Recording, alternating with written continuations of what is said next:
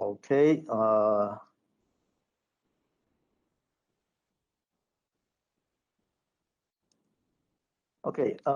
Today I will introduce our Taiwan Martin for ETC and our law enforcement for the unpaid toll. Starting from the overview of Taiwan Martin 34 and what's the key success factor of Martin for ETC, and the final one is our overseas business footprint.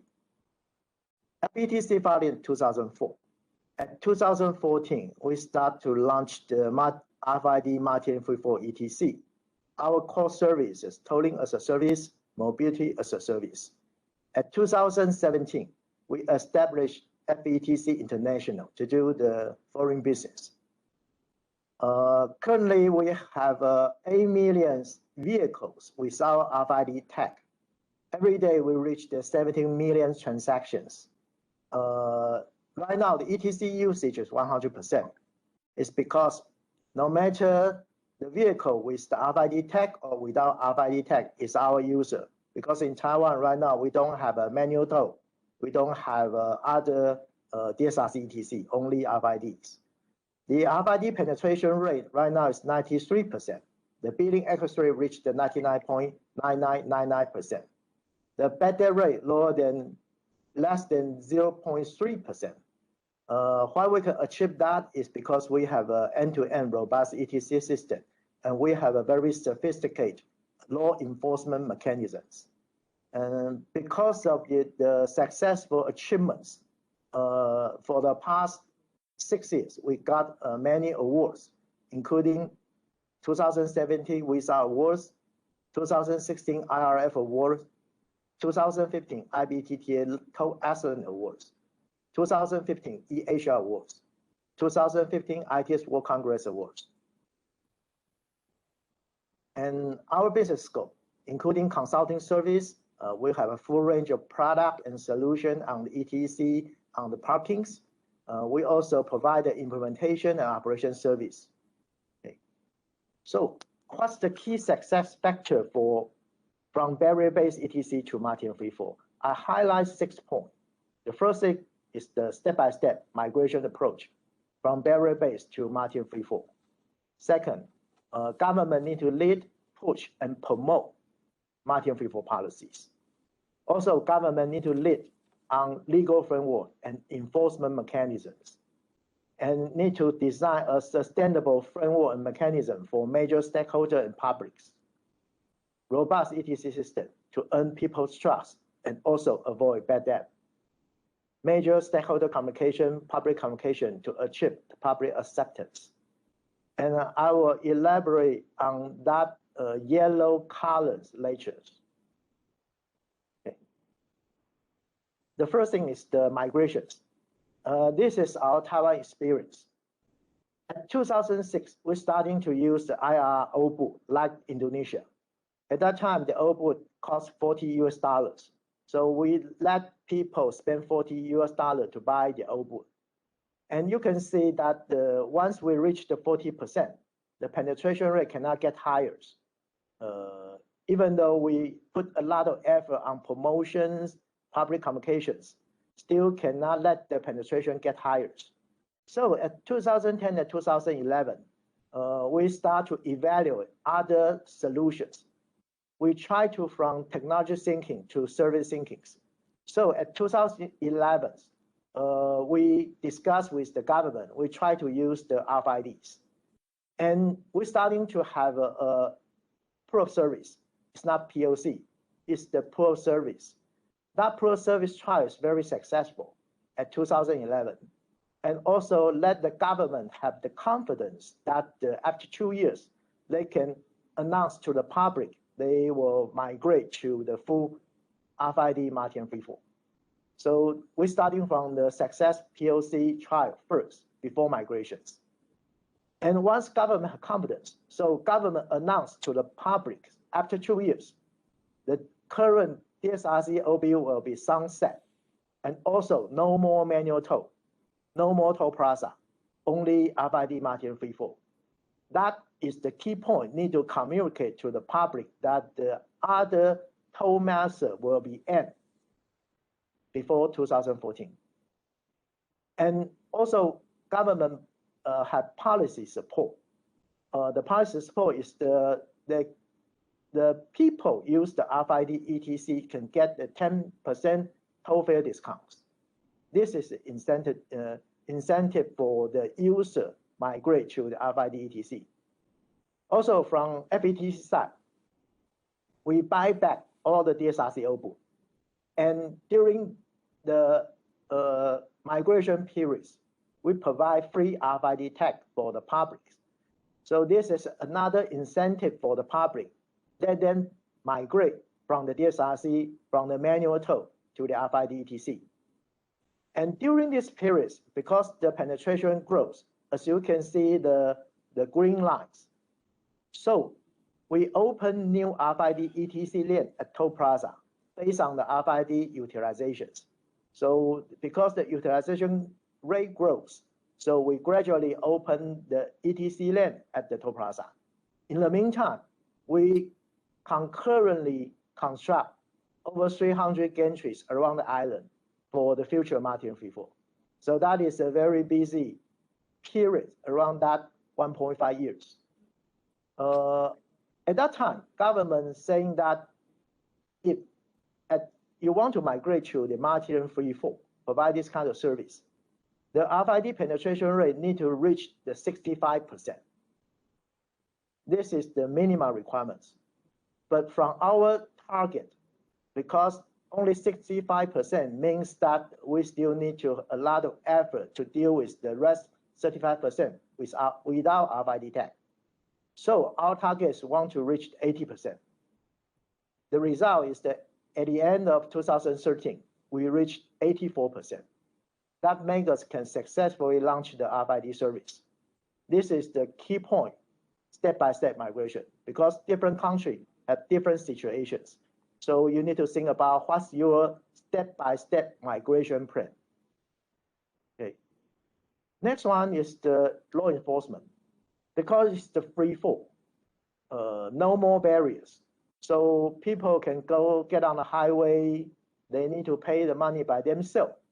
So we have a very complicated law enforcement and enforcement mechanism.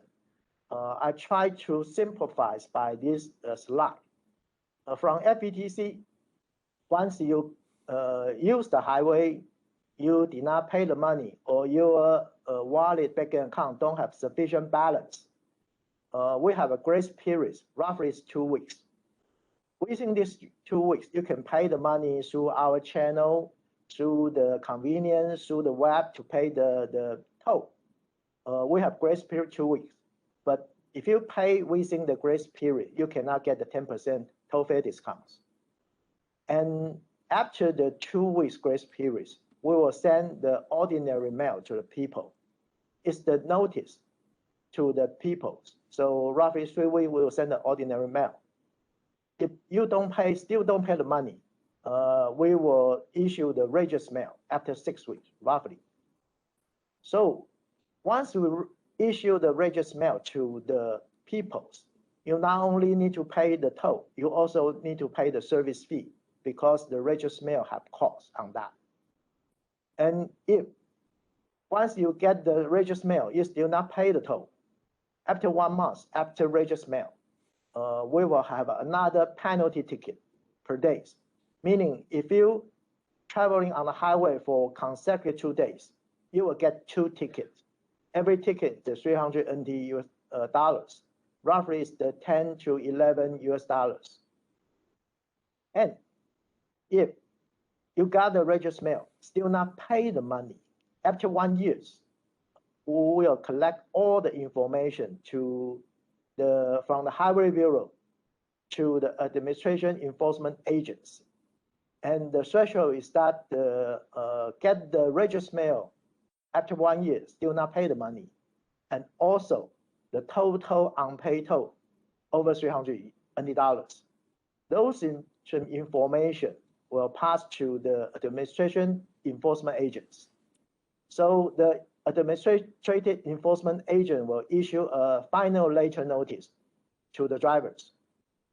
And if you still not pay the money, a government agency can deduct the toll fee from your salaries, from your bank account, also can get your vehicles or your property by auction to pay the toll. So this is the mechanism that we use in Taiwan. So that's the reason why we can reduce the bad debt less than 0.3%. But the important thing is that the different countries have different situations. So how to establish a comprehensive legislative framework for enforcement violations? This is very important. Different country, different situation. You need to design your enforcement mechanism. But you cannot rely on only legal framework and enforcement mechanism, because on these environments, it includes many government agencies. For example, you will have a toll operators, you have a highway agency, vehicle registration agency, police, or court.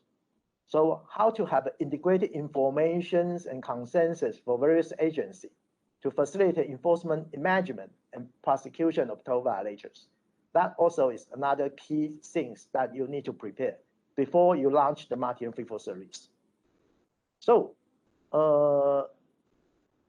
with the legal framework enforcement mechanism, it's not enough. You need to have a robust end-to-end ETC system to support that. And the robust ETC solutions based on the vehicle identifications. Why? Because once vehicle pass through your deduction point, previously we only can recognize the vehicle by license plate, but license plate sometimes dirty, banded, damaged, fake, blurred, or without license plate. So our way is that we put RFID tag at every vehicle.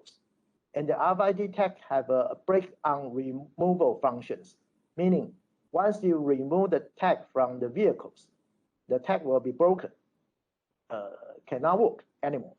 So we can 100% sure this tag on the vehicle, once you detect the vehicles through the RFID tag ID information, we still can recognize the license plate numbers. That's the vehicle identifications. This is very important for the toll collections, how you can identify the vehicles. Why this is important? Because this kind of vehicle identification is the basic for the ETC solutions. Because ETC solution, the key point is identification and validation. We need to validate three things: identity validations, transaction validations, and location validations. Once vehicle get on the highway, go through our checking point, we need to identify the vehicles. We also need to identify this vehicle is the passenger vehicle, truck, bus, trailers, based on the vehicle class and toll class. And we also need to identify these vehicles is belong to ambulance, police, or some exempt vehicles, or some army vehicles, special vehicle. We need to identify the identities. Based on the identified identities, we need to do the transaction validations. We need to verify the transaction by their class, by their status, by their journey, by their promo code to do the transaction validations. And the last important one is the local location validations. We need to 100% sure this vehicle is on the highway, not on the road near the highway, or on the road beneath the highway, if the highway is elevated highways. So identity validation, transaction validation, location validation is very important. We need to 100% sure this vehicle is on highway, goes to our deduction point, so that we can collect the toll, ask them to pay the money or deduct the money. So that's the basic for the ETC solutions. And in Taiwan, we build the gantries. Go to our gantry point. We need to 100% sure this vehicle. That's the basic for the Martin Free ETC. And for the communications, we segment different sectors for the stakeholder communications. The first is government. Second is highway BOTs, highway users, and politicians, NGOs, publics, opinion leaders, medias. Different segments have different treatment, have their different interests and concern parts. For example, for the governments, of course, legal and enforcement framework, not only for the government agency internal communication, also for the external communications. And also government will prepare to communicate the benefit for the market for ETC, economic benefit, social benefit, environmental benefit, something like this. Also public acceptance and cross agency benefits, because different government agencies have their different target. What's the benefit for the highway police? What's the benefit for the vehicle registration bureau? It's all different. So you will need to have this kind of stakeholder communication folders for that. For the highway BOTs, of course, they care the revenue assurance. They care the data integrity. 2 more minutes. And also the seamless migration, how to migrate from the current legacy system to the ETC and the business models. This is outsourced for some company to provide the service, or they build by their own, provide the service and link with the backend systems. And no matter what, definitely need to have a workforce planning for that. And they care the user convenience. Also care if customer have complaint, who handle the complaint. For the highway users, they care seamless travel, convenient service. Is there extra expense for ETC, billing accuracy, also privacy? For the NGO, for the opinion leaders, of course, the bright side is the economic, social, environmental benefit. But for the dark side, they care monopolies, they care big brother watchings. This all need to prepare for that. So this is what we call stakeholder communications. And also, you need to start to discuss by 1 different more minutes. stakeholders. Thank you. Okay. Okay, by different segment. For example, enterprise, enterprise customers, bus customers, trailer customers, rental vehicle customers, taxi customers, and also general awareness through TV, radio, newspaper, banner on the highways, social media, third-party spokespersons.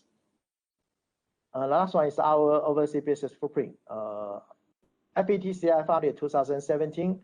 For the past 5 years, we have many projects around overseas, including Philippines, Vietnam, Malaysia, India, Thailand, Kazakhstan, even East Europe. And I will elaborate more on the Thailand and Malaysia projects. Last year, we got the Thailand M6 M81 RFID Smart Highway project. We joined the BGSR consortium. We are the designated contractors for the ETC and the traffic management. The total highway length for the M6 M81 is 330 kilometers. It's the 30 years BOT. Our role is for the 3 years importation and also support for 10 years operations. The design is the new design. We give Thailand design is the entry Martin freefall smart highway system. So what's the entry Martin freefall? Is that this? Because the M6 and MP1 is the closed highways. So the entrance we suggest is a Martin freefall. And the exit still have barriers, still have toll plaza, so still can keep the money. And with this kind of design, so the entrance, they don't need to build the toll plaza, they don't need to hire people, don't need to manage the toll plaza facilities. So it's the key point that we can win the bid. And because of that, Thailand government willing to adopt the Martin freefall because the M6 and M81 need to implement after 3 years. They cannot wait 3 years. So last year, they also conduct a Martin freefall ETC trial on the current highway M9. We passed the trial. So Thailand government immediately have a project at the M9. They build the Martin freefall gantries. It's the first Martin freefall gantry in Thailand. We use our RFID multi-info ETC combined with our AI MPR, AI VC, and our backend toll collection system together. Actually, the service starting at this month, and Thailand government also plan to extend to the current M7 and exact highway. Also adopt this kind of design at the future new highway, such as M5, M8, M82. And for the Malaysians, we also plan to build the first multi-info gantry at the Malaysians on the Bilateral highways. Our solution is the same, RFID multi-info ETC with AI MPR with our open payment. And we also act as a technical advisor for the Plus. Plus also implement their RFID system on the North-South Expressway on this use. We act as a technical advisors to support Plus on that. And we also have other projects in some Asia countries. For example, Philippines. We act as a consultant. We also sell the RFID tag. Last year, we sell 1.5 million RFID tag to Philippines.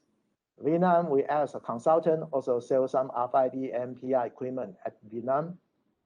India used RFID, but last year, India government, the highway authorities want to try the multi-info ETC. So they conduct a POC at India. We work with our local partner, build the first RFID multi-info gantry at India.